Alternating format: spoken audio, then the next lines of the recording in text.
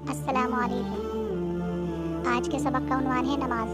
नमाज हमारे दीन का सबसे अहम और ज़रूरी रुकन है। मुसलमान अल्लाह ताला की नेमतों का शुक्र अदा करने के लिए दिन में 5 वक्त की नमाज अदा करते हैं।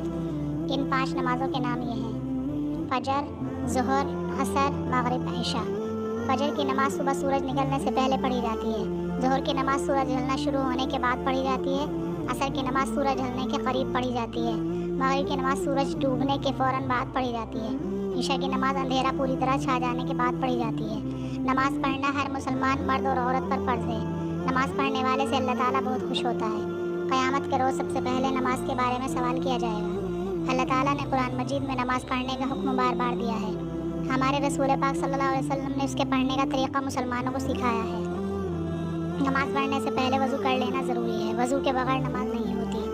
नमाज पढ़ने के लिए ज़रूरी है कि नमाजी का बदन और कपड़े पाक साफ़ हों। नमाज पाक जगह पर पढ़नी चाहिए। मस्जिद में नमाज पढ़ने से बहुत ज़्यादा सवाब मिलता है। नमाज पढ़ते वक्त आपका मुंह काबे की तरफ हो। काबे को क़िबला कहते हैं। नमाज पढ़ने से अल्लाह ताला बंदों के रिज़्क़ और उम्र में बरकत अता फरमाता है।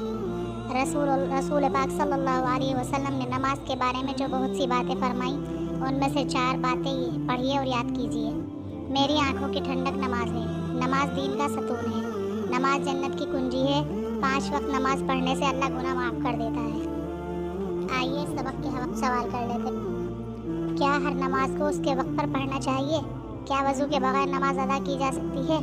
नमाज पढ़ते वक्त आपका मुंह किस तरफ होना चाहिए? क़यामत के रोज़ सबसे पहले किस चीज़ के बारे में सवाल होगा? नमाज पढ़ने का तरीक़ा हमें किसने सिखाया है? नमाज कौन सी जगह पढ़नी चाहिए?